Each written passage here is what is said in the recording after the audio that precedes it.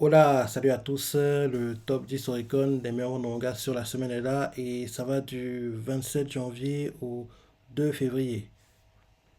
C'est parti. En 10e position, on a Yokai Gakko no Sensei Hajime Mashita, tome 18. Et il a fait 18 705 ventes. Là, actuellement, ça presse l'application et comme tu le vois, il y a une différence entre les ventes sur la semaine et les ventes totales parce que les ventes totales sont de 19 037 ventes. Donc, tu comprends qu'il y a eu quelques préventes et les ventes elles sont bonnes. Elles sont bonnes. Rappelle-toi que le tome 17, quand il est sorti, il n'était pas classé dans le top 50, sachant que le 50e de sa semaine de publication était en dessous des 10 000 ventes, dont là, les 18 000 sont forcément mieux que ce qu'avait pu faire le tome 17 en 3 jours. Là, ce tome 6, c'est en 7 jours. En plus, ce manga a eu un animé en automne, en gros octobre 2024. Donc, peut-être c'est pour ça qu'il réussit à apparaître dans le top 10, parce que là, c'est très surprenant, mais c'est la première fois que le manga apparaît dans le top 50. C'est la première fois. En gros, tu vois même dans le top 10, quoi. Donc, le fait qu'il soit aussi haut, c'est un exploit et tu comprends par là que les ventes de ce top 18 sont le record pour le manga. Et je suis choqué de voir que un manga qui fait des ventes aussi basses a réussi à avoir un animé. Mais peut-être qu'il a réussi à avoir aussi un animé parce que ce manga a en fait c'est une suite, un préquel, et peut-être le préquel était très populaire au Japon et peut-être c'est pour ça. Ou bien peut-être parce que le thème abordé dans le manga c'est les yokai, les monstres, le folklore japonais. Donc peut-être en gros comme c'est un truc culturel entre guillemets. Donc peut-être c'est pour ça que malgré les ventes qui sont pas très élevées, en gros Square Enix continue de laisser le manga en gros grandir et avoir des tomes parce qu'en gros ils vendent entre guillemets la culture japonaise dans le monde entre guillemets. Peut-être c'est ça, je sais pas.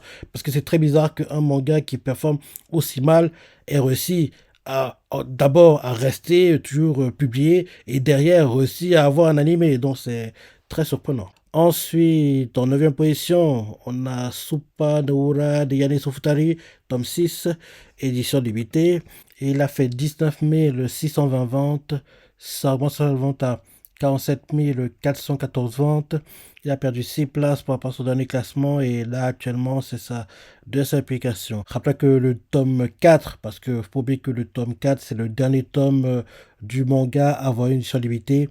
Le tome 4 édition limitée, quand il est sorti, il n'était pas dans le classement en deuxième application. Et en général même, les tomes de Supanura de Yanis Futari, édition limitée, n'apparaissent jamais en deuxième publication dans le top 50. Et là, que ce tome 6 réussisse à le faire, c'est plutôt un exploit. C'est plutôt un exploit dans ces tops. Et oui, les ventes sont bonnes et c'est bien pour le manga. Et comme d'hab, vu que le top est limité à part dans le top 10, tu comprends par là que le top est simple, il est toujours et on fera un cumul des ventes en gros pour le tome 6 et sur limité. Quand on arrive à la position où est classé le tome 6, édition simple de Supa Nura de Yanni Sufutari. Ensuite, en 8e position, on a Tensei Shirasan Bataken Ibun Makuni Kurashi no Trinity, tome 11.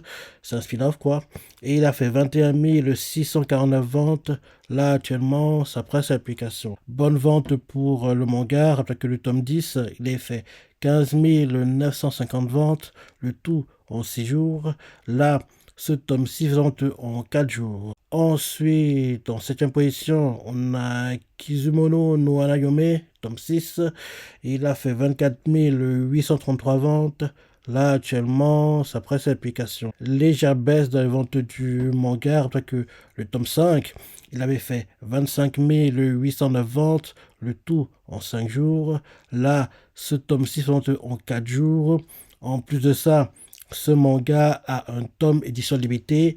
Le tome édition limitée apparaît dans le top 20 et il est classé 14e et il a fait 16 280 ventes, le tout en 4 jours. Quand on fait le cumul des deux, on arrive à 41 113 ventes et c'est des bons scores. C'est des bons scores. En plus, ce manga est inspiré dans Light Novel, donc tu comprends par là que quand la nouvelle aura assez d'avance, on devra avoir le fameux, l'animal prochainement.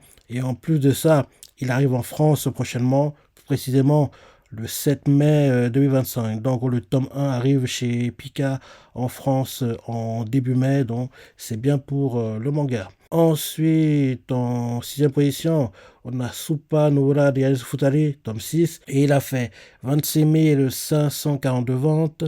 Ça augmente la vente à 52 522 ventes. Il a perdu deux places pour rapport à son dernier classement, et là, actuellement, c'est sa dernière application. Baisse de la vente du manga, alors que le tome 5, il a fait 100 453 ventes, le tout en 11 jours. Là, ce tome 6 vente en 10 jours. Et quand on fait le cumul des deux éditions sur limité, on arrive à 99 936 ventes. Donc tu vois que même en cumulant les ventes édition sur limité, il n'arrive même pas à égaler ce qu'avait fait le tome 5 édition simple quand il était sorti. Ensuite, en cinquième position, on a Kubebuki Great Game, tome 15, et il a fait 32 591 ventes. Là, actuellement, ça presse l'application. Légère baisse de la vente du manga. Rappelez que le tome 14, il a fait 40 974 ventes, sachant que quand il est sorti, il y avait une différence dans les ventes actuelles et les ventes totales, parce que le vente totale était de 41 343 ventes. Donc, je comprends que quand le tome 14 est sorti, il y a eu quelques préventes. Et bien sûr, ce Kubebuki Great Game, c'est la suite de Kubebuki à 13 tomes. Et là, la deuxième partie, quoi, la suite, là, actuellement, son 15e tome, dont j'espère vraiment que Kubebuki aura un animé, parce que il serait temps qu'on voit vraiment le vrai niveau de Kubebuki. Parce que là, sans animé, il performe plutôt bien, je trouve. Il fait ce qu'il peut, mais il serait temps qu'on voit ce que l'anime va apporter au manga, le boost qu'il y aura, et en gros, qu'on voit le vrai niveau de Kubebuki. En plus, des thèmes abordés plutôt sympas, la Navy, la marine, ça va être sympa, quoi. Ça va être sympa, donc j'aimerais beaucoup qu'il ait un animé, ce serait cool, quoi. Alors, au Japon, il a eu un drama, mais j'aimerais beaucoup qu'il ait un animé, qu'on voit le vrai boost en gros, le vrai niveau que peut atteindre Kubebuki dans un premier temps, et bien sûr Kubebuki Great Game dans un second. Ensuite, en quatrième position, on a Tensei Shashamataken, tome 28, édition limitée, et il a fait 33 533 ventes. Là, actuellement, ça prête l'application. Bonne vente pour le manga, après que le tome 27, édition limitée, il avait fait 26 921 ventes, sachant que quand il est sorti, les ventes sur la semaine, les ventes totales étaient différentes, parce que les ventes totales sont de 32 070 ventes. Donc tu comprends que le tome 27 édition limitée avait eu quelques préventes, et dont les ventes elles sont bonnes. Elles sont bonnes, c'est bien, et comme tu le sais, grand fan de l'animé, ce manga est présent dans la novel, et j'aime beaucoup. Donc vu qu'en gros, le tome édition limitée est dans le classement, tu comprends que le tome édition simple devrait y être. On fera le cumul des deux quand on arrivera au classement du tome 28 édition simple. Ensuite, en troisième position, on a Tokyo Aliens, tome 10, et il a fait 45 345 ventes. Là, actuellement, sa presse application, et il y a différents aspects de vente totale. Les ventes sont de 47 068 ventes, donc tu comprends qu'il y a eu quelques préventes. Bonne vente pour le manga. Rappelez que le tome 9, il avait fait 30 234 ventes, le tout en 3 jours. Là, ce tome 6 vente en 7 jours. Et d'ailleurs, les ventes de ce tome 10 sont le record pour le manga.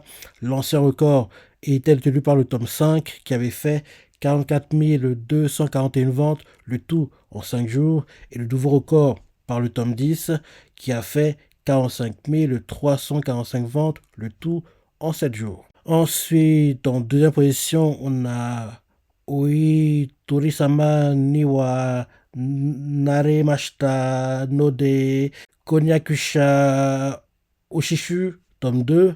Il est long le titre, hein. Et il a fait 47 428 ventes. Là, actuellement, ça presse l'application. Bonne vente pour le manga. Rappelez que le tome 1, quand il est sorti, il n'était pas classé. Il n'était pas classé dans le top 50 de sa seule application, sachant que le 50e de sa seule application était en dessous des 10 000. Donc tu comprends que, vu que ce tome-ci fait 47 428 ventes, forcément, c'est le record pour le manga. Donc c'est bien, et c'est la première fois qu'il apparaît dans le top 50, la première fois qu'il apparaît forcément dans le top 10, vu que c'est que le deuxième tome. Et refaire un deuxième tome aussi puissant, aussi fort, c'est top. C'est bien et j'ai hâte de voir l'évolution des ventes de ce manga. Et enfin, en première position, on a Tensei Shashaken, tome 28, édition simple cette fois-ci. Et il a fait 196 619 ventes.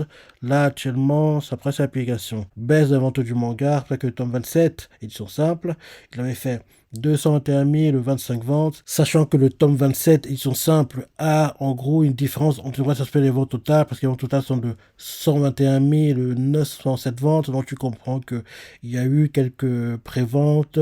Maintenant, quand on fait cumul des deux, on a 230 152 ventes pour le tome 28 et pour le tome 27, on a 247 946 ventes.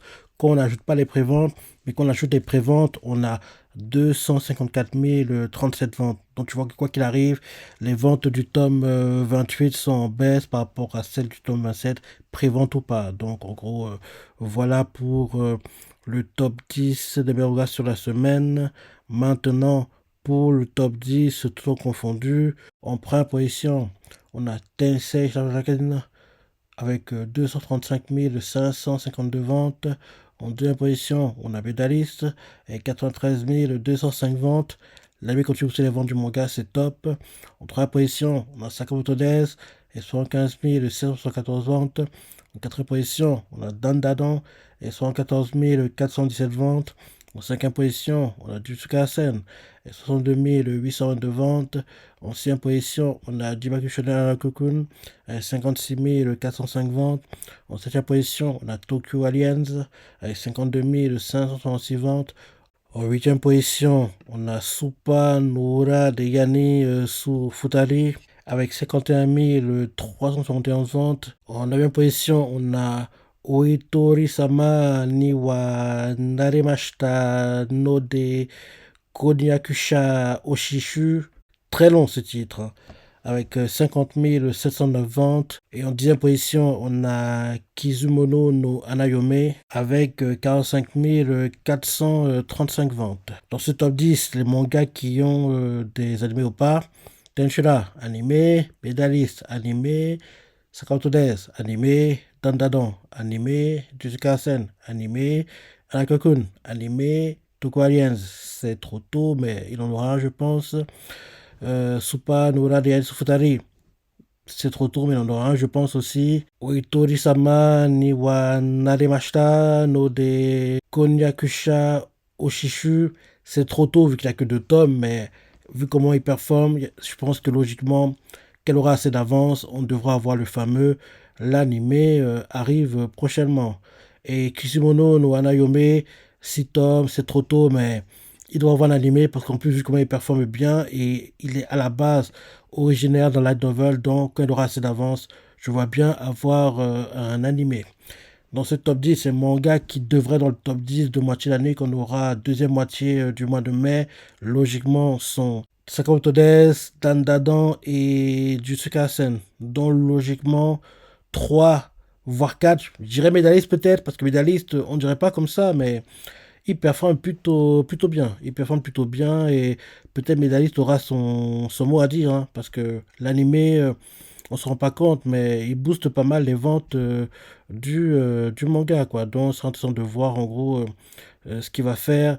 Et récemment, j'ai été voir le top 10 actuellement pour début février.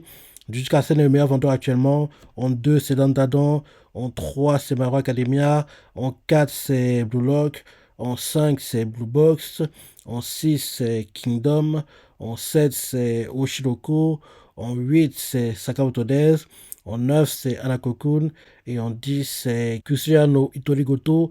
Et en gros, le 11e, AQ, on voit que AQ, oui, on se rend pas compte, mais il continue de faire la résistance, hein. Moi qui pensais qu'il laisserait enfin sa place, mais il reste toujours. On voit que One Piece n'est toujours pas dans le top 10, mais ça devrait changer bientôt parce que, si je me trompe pas, début mars, le tome 111 devrait sortir. Donc là, le retard de vente que One Piece a, il va le rattraper et réussir à se faire une place dans le top 10. Actuellement, il n'est pas dans le top 10, mais ça devrait changer en gros en mars. Il n'a pas encore eu un tome qui compte pour le classement, en gros le top Oricon 2025. Parce que le dernier tome qui est sorti, le 110, il est sorti vers la fin du classement 2024, quoi. Donc, pour 2025, One Piece n'a pas encore eu de tome qui est sorti officiellement. Donc, c'est normal qu'il ne soit pas encore dans le top 10, mais début mars, ça devrait changer. Donc, voilà le top 10 des mangas sur la semaine, le top 10 des mangas tout en confondu. Qu'est-ce que t'en penses? Si t'es surpris, t'as ressenti? Laisse des commentaires, like et... Allez, salut!